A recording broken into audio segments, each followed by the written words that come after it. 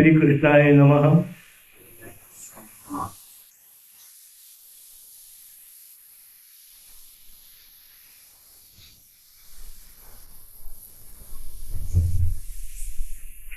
एवं विदय कामलिंगैः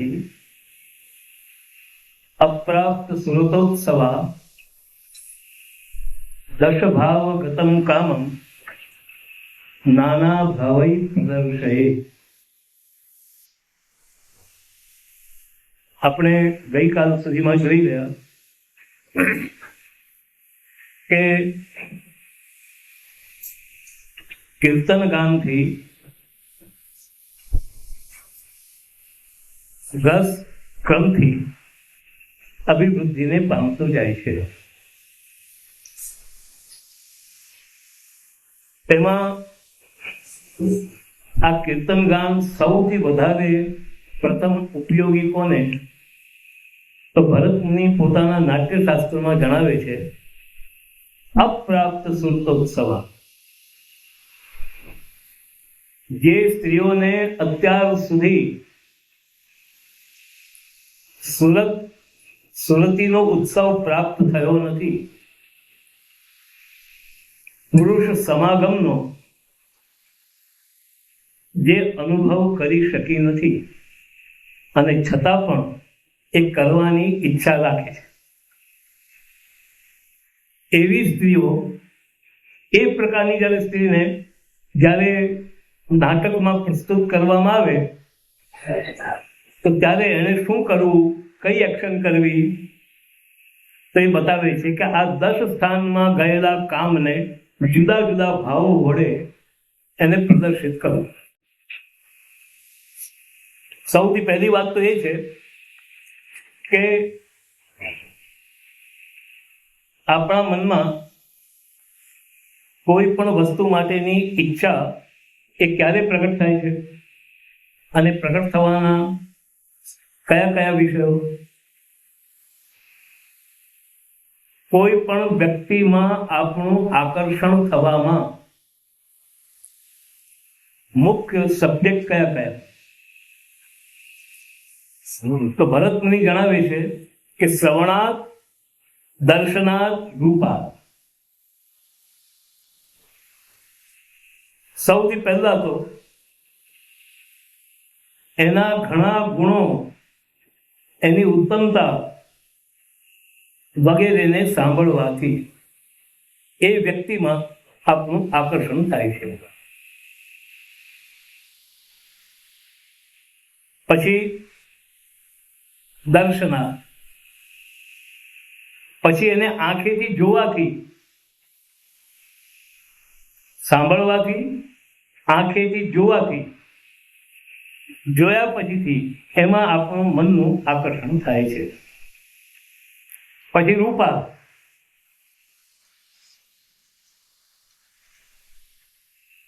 એનું સ્વરૂપ જેટલું વધુ સુંદર, એ સુંદરતા જેટલી વધારે આપણી આંખોમાં આવે અને એનાથી મનમાં જાય, તેનાથી એ વ્યક્તિ પરત્વે આપણું આકર્ષણ થાય છે.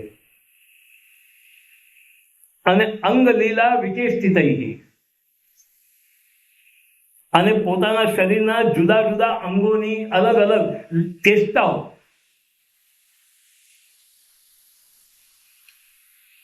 અલગ અલગ પ્રકારની જે ચેષ્ટાઓ છે, એ ચેષ્ટાઓ જોઈને, જેમ કે ચેષ્ટાઓનું હું તમને એક વાત કહી દઉં. આપણે ઘણી વખત બોલીએ છીએ ને, હમણાં તમે ગઈકાલે પેલો મનલભાઈએ જે ગવડાવેલું, શું ગવડાવેલું? લટક મટક મટક લટક લટક મટક. તો લટક અને મટક એ અંગ લીલા છે, એ અંગોની ચેષ્ટાઓ છે. તો અગર જો કોઈની અંગ ચેષ્ટાઓ એટલી સુંદર હોય, અને બીજી વસ્તુ એ છે કે તમે કોઈ પણ વસ્તુને તમારી ચેષ્ટા વગર જો બોલશો તો ઇફેક્ટિવ નહીં બને, પણ તમે જ્યારે ચેષ્ટાથી બોલશો ત્યારે ઇફેક્ટિવ બને. તમે આવો, તમે આવ્યા, મને બહુ ગમ્યું. બેસો, ચા પીશો કે કોફી પીશો? તમારી તબિયત કેવી છે? ઘરમાં બધા સારા છે કે નહીં? બોલો. હવે તમને કઈ આવી રીતે કોઈ વાત કરે, હવે કોઈ પણ પૂછે, ભાઈ તમે કેમ છો, સારા છો ને? એટલે આમ જ્યાં સુધી નહીં કરે,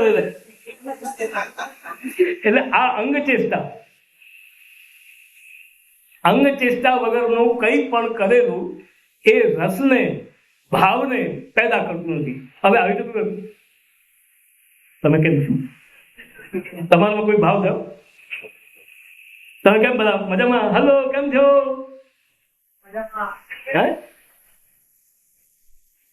એટલે એનાથી એને મારો ભાવ પૂછ્યા, એને મારી તબિયતના ખબર અંતર પૂછ્યા. તો તબિયતના ખબર અંતર તો પહેલા એ પૂછ્યા, આને પૂછ્યા. ત્યારે એ વ્યક્તિની અંગની ચેષ્ટાઓ જોવાથી મનની અંદર ભાવો પ્રગટ થાય છે અને મધુરૈષ્ઠ સમાલાપય.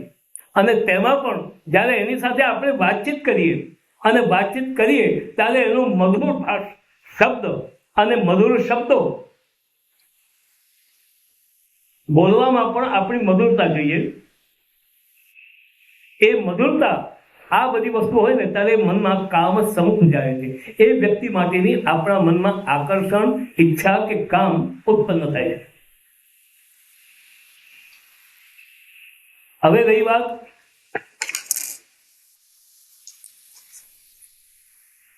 જ્યારે કામ ઉત્પન્ન થયો છે આપણામાં, એવી જ રીતે ભગવાનની પણ જ્યારે આ 5 વસ્તુઓને તમે જ્યારે બરાબર અનુભવો છો ને, તમે જ્યારે ભગવાનની પણ આ 5 વસ્તુઓને અનુભવો છો ત્યારે એ ભગવાનમાં તમારું આકર્ષણ અને એને મળવાની તમારી ઈચ્છા કે કામ તમારામાં ઉત્પન્ન થાય. તે દિવસે તમે કૃષ્ણ કામ બનો છો. એટલા જ માટે ઠાકોરજીને શૃંગાર કરવા ત્યાંથી નહીં, એટલા સુંદર કરવા, કેટલા સુંદર કરવા કે જેનાથી તમારા આંખમાં વસી જાય. બીજાની આંખમાં વસે કે ન વસે, પણ જે તમારી આંખમાં વસી જાય એવા સુંદર ઠાકોરજીને શૃંગાર કરો. હવે જો આપણી તનુજા વિતજા સેવાની અંદર રોજ ઠાકોરજીને નવા નવા શૃંગાર ધરાવવાના, કોઈ દિવસે પાક, કોઈ દિવસે ફૂલે. અને આમે પણ તમે જુઓ ને, એક માણસ કાયમને માટે એકનો એક લહેંગો ને એકનો એક પેલું ખમીસ પહેરીને સામે ભટકાય તો આપણને કેવો ગમે? પણ ના, રોજ ના કઈ ને અમને બહેનો પણ શું રોજ નવા ડ્રેસ, કોઈ દિવસ કાળો, કોઈ દિવસ પીળો, કોઈ દિવસે લીલો, કોઈ દિવસે કેવો, કોઈ દિવસે કટ, કોઈ દિવસે આખું, કોઈ દિવસે આખી લાવી બાય, કોઈ દિવસે આટલો, કોઈ દિવસે આટલો, કોઈ દિવસે આટલો, અને કોઈ દિવસે પગના ઘૂંટણ સુધી નીચે સુધી અલગ અલગ પ્રકાર. તો આ અલગ અલગ પ્રકારની જરૂર શું? આનંદ છે ને વિવિધતાને ચાહનારો છે. અને એટલા માટે એવી રીતે ભગવાનને પણ અલગ અલગ શૃંગાર ધરાવો. મહાપ્રભુજી પ્રણાલિકામાં લખ્યું, આજ ये रंग के वस्त्र धरने, કેમ ધરને? આજ ઠાકોરજી કો. એક વાર હું એક મંદિરે ગયો હતો, મંદિરમાં ગયો દર્શન કરવા માટે, આપણા પુષ્ટિ માગીએ તો ત્યાં ઠાકોરજીને અહીંયા પાછળના ભાગ પર ઢગલા ઉપર જોડ ધરાવેલો હતો. હા, અહીંયા પાછળ. તે મેં મુખિયાજીને પૂછ્યું, મુખિયાજી તમે આ શું કર્યું? તો કે જેની પ્રણાલી ગમે એવું જ લખ્યું છે.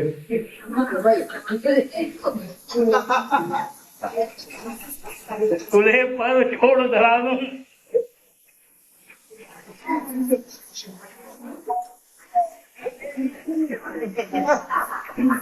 પેલો બચારો મુખ્યો સમજી નહીં શક્યો કે કુલે કોને કહેવાય, એટલે એ સમય કુલા ઉપર જોડ ધરાવતા.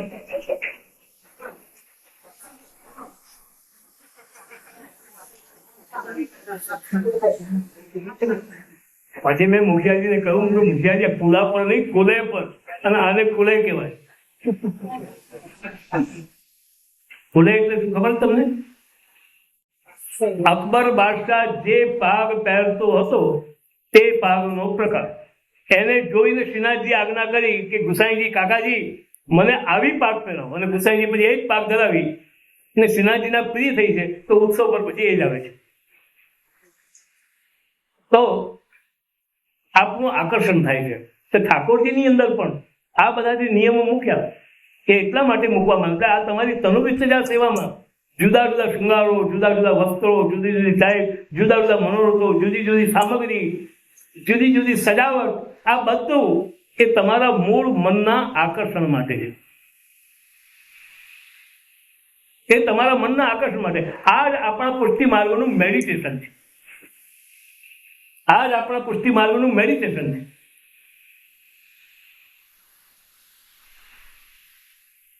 ત્યારે એ મેડિટેશન તમે બધી એટલે તમારું મન ધીમે ધીમે ધીમે ધીમે એક જગ્યાએ સ્થિર થતું ચાલુ જાય. બરાબર તમે ધ્યાનથી ઠાકોરજીના શણગાર કરો, સિમિટ્રી જુઓ, કુંડલ ઊંચા નીચા તો નથી ને. હવે કોઈ બહેન અગર જો એક બુટ્ટી અહીંયા પહેરે એક બુટ્ટી અહીંયા પહેરે, બોલો કેવી લાગે? હવે તમે ઠાકોરજીને ઉતાવળમાં એક કુંડલ અહીંયા એક કુંડલ અહીંયા,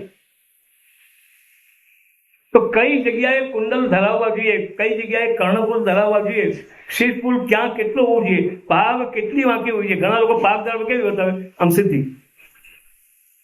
આપણે ત્યાં ઠાકોરજીને કોઈ પણ શૃંગાર સીધા ધરાવવાના, કારણ કે કૃષ્ણ વાંકો છે તો એના પર સીધી વસ્તુ સાદી ન લાગે. તો તે વખતે ઠાકોરજીને પાગ પણ કેડી ધરાવવામાં આવે.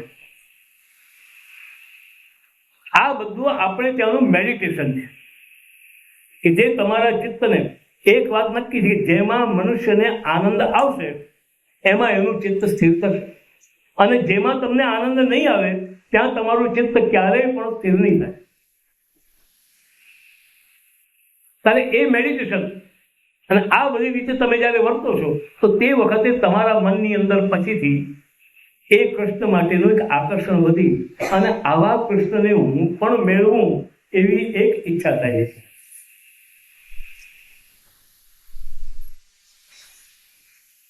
અને કીર્તનો ગાઈએ છીએ ત્યારે શું થાય છે એમાં એની સાથે સાથે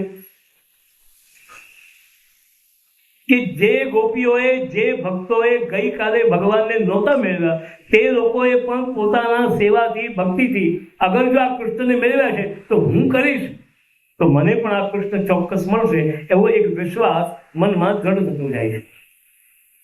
હવે વાત આવી કે આપણા મનમાં ઈચ્છા જાગૃત થઈ છે કે નહીં, આપણે કૃષ્ણ કામ બન્યા છીએ કે નહીં, એના લક્ષણો શું? તમારે બધાએ સેવા કરતી વખતે આટલા લક્ષણો જોઈ લેવા કે આ જો લક્ષણો તમારામાં આવ્યા હોય તો સમજી લેજો કે તમે કૃષ્ણ કામ બની ગયા છે. અને એમાં જેટલા ઓછા હોય તેટલા પર્સન્ટેજ તમારે તમારી જાતને ઓછા આપવા. હવે એની અંદર ભરત મુનિ નાટ્યશાસ્ત્રમાં લખે છે કે જ્યારે સ્ત્રીની અંદર કોઈ પુરુષ માટે જ્યારે કોઈ કામના, ઈચ્છા કે આકર્ષણ જ્યારે પ્રકટ થાય છે ત્યારે આ સ્ત્રીમાં થયું છે એ કેવી રીતે જાણવું, તો એના કેટલાક લક્ષણો આપ્યા ભરતની. કયા લક્ષણ આપ્યા? પ્રહસંતિવ નેત્રાભ્યામ પ્રસતંચ નિરીક્ષતે સ્મરતે સા નિગૂઢંચ વગેરે વગેરે. શ્લોકો તમને બતાવવાની જરૂર નથી મારે, એનો અનુવાદ કરી આપું તમને. સ્ત્રીની અંદર કોઈને માટે કામ કે ઈચ્છા ઉત્પન્ન થઈ છે એનું સૌથી પહેલું લક્ષણ કયું? આમ દૂરથી તમે જોઈ લો તો એ લક્ષણ જોઈને તમે ખબર પડી જાય હા આમાં કંઈક હવે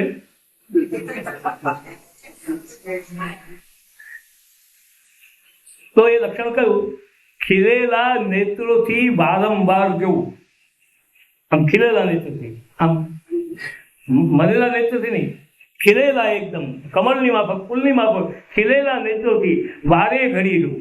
વારે ઘડી જોવું એટલે જુએ, પાછું આંખ ખસે, પાછું આમ જુએ. ખીલેલા નેત્રોથી વારંવાર જોવું. પછી બીજું લક્ષણ ગૂઢ ભાવથી હસવું. એકદમ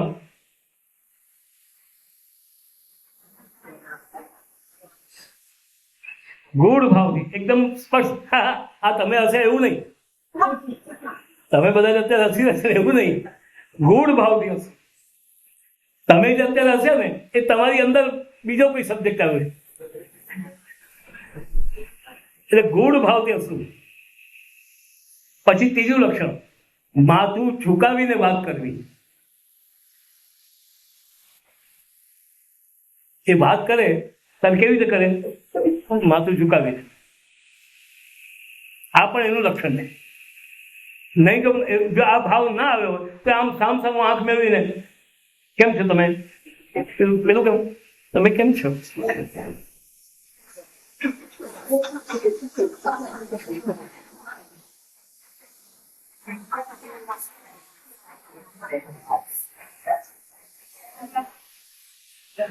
અને માથું ઝુકાવીને બોલવું, સંભાષણ ભાષણ કરવું, બોલવું એની સાથે, વાત કરે એની સાથે. કેવી રીતે? આમ માથું ઝુકાવીને, આંખ ઝુકાવીને.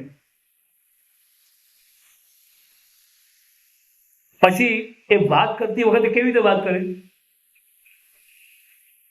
ધીરે ધીરે હસતા પૂર્વક, સ્માઇલ પૂર્વક. જે તમને ફોટોગ્રાફર કહે જરા થોડું સ્માઇલ, એમ હસતા, ધીમે ધીરે ધીરે હસતા, એકદમ ખડખડાટ નહીં. એટલા જ માટે મેં પહેલા કહ્યું ને કે શૃંગાર રસમાં ધ્રુત લય નથી અને તીવ્ર લય પણ નથી, મધ્ય લય. એટલે મધ્ય રૂપે હસવું. હા, એ કઈ લય કહેવાય?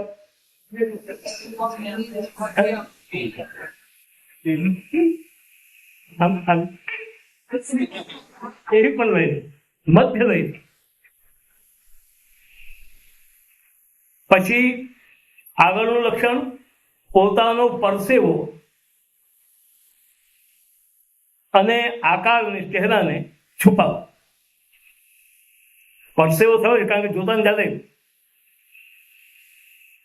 એક ઉર્દુમાં બહુ મજાની શાયરી છે, खत उनका लेके बहुत कुछ जब्त किया लेकिन. પેલાનો કાગળ આવ્યો, પ્રેમીનો, પોસ્ટમેન કાગળ લેવા ગઈ. અક્ષર જોતા જ ઓળખી ગયા કોનો કાગળ. અક્ષર તો ઓળખાઈ ગયા, એમનો જ કાગળ એમને. પણ હાથમાં તો લીધો તો બીજા કોઈ કોનો કાગળ? આ તો કોઈનો આવ્યો હશે, જોઈએ છે.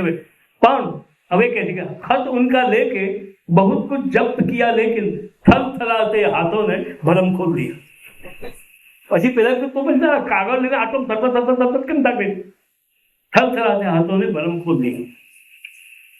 ત્યારે કોઈ પણ વસ્તુને છુપાવવું એ આકર્ષણનું જ એક લક્ષણ છે. માણસ છુપાવે ક્યારે? કે જયારે છે તો જ એને છુપાવાય.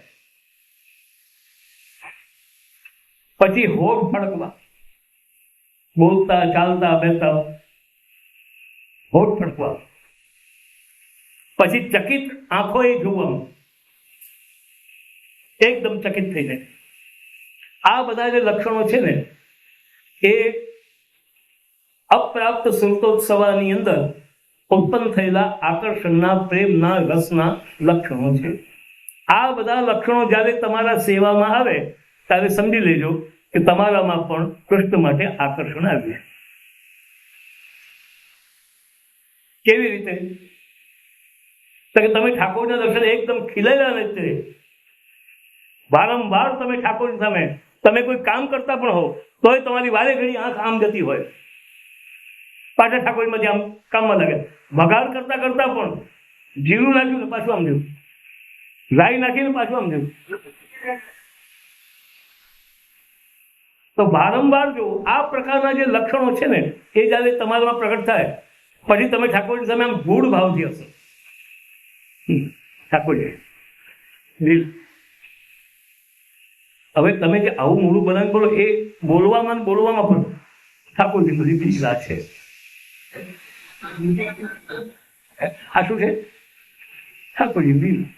આવી રીતે નહીં, ગૂઢ ભાવથી આ કૃષ્ણ લીલા કરી રહ્યો છે, મારી સાથે ક્રીડા કરી રહ્યો છે. આ પ્રકારના લક્ષણો તમે જ્યારે તમે એની અંદર જુઓ તો તે વખતે તમારે માની લેવું કે આપણી અંદર કૃષ્ણ માટેનું આકર્ષણ પ્રકટ થયેલું છે.